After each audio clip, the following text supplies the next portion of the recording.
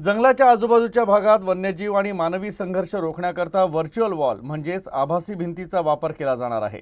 पेंच व्याघ्र प्रकल्पात सध्या प्रायोगिक तत्वावर अशी एक आभासी भिंत बसवण्यात आली आहे। या प्रयोगामुळे वन्य प्राण्यांकडून माणसांवर होणारे हल्ले रोखण्यास मदत होत असल्याचं वन अधिकाऱ्यांचं म्हणणं आहे। पेंच व्याघ्र प्रकल्पात मानवी वस्ती जवळ असलेल्या बफर झोनला लागून असलेल्या भागात अशा आभासी भिंती म्हणजेच व्हर्च्युअल वॉल बसवण्यात आल्या आहेत। प्रत्यक्षात ते AI आणि आधुनिक माहिती तंत्रज्ञानाच्या मदतीनं स्थापित करण्यात आलं आहे।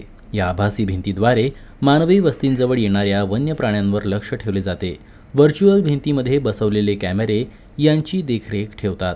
वन विभागानं स्थापन केलेल्या कमांड सेंटरमध्ये कॅमेऱ्यांचे आउटपुट सतत मिळवले जाते। पेंच व्याघ्र प्रकल्पाचे क्षेत्र संचालक डॉक्टर प्रभुनाथ शुक्ला म्हणाले की सध्या हे प्रायोगिक तत्वावर स्थापित करण्यात आले असून या प्रयोगाचे सकारात्मक परिणाम समोर आले आहे। वेगवेगळ्या ठिकाणी आपलं नवीन जे हे आहे गोष्ट आपण करतो मैंने एकतर आपण व्हर्च्युअल वॉल पण आपण प्रायोगिक तत्वावर आपण इन्स्टॉल केलेलं आहे। यामध्ये आपलं आतापर्यंत 16 जे आहे ना ते युनिट्स इन्स्टॉल झालेले आहे आणि ते त्या PRT अंतर्गत आपण काय केलेलं आहे की प्रत्येक गावामध्ये 3 ते 5 लोकांना आपण निवड केलेली आहे आणि त्यांना म्हणजे फॉरेस्ट डिपार्टमेंटच्या गार्डसोबत आणि स्वतंत्ररित्याने पण ते फिरत आहे।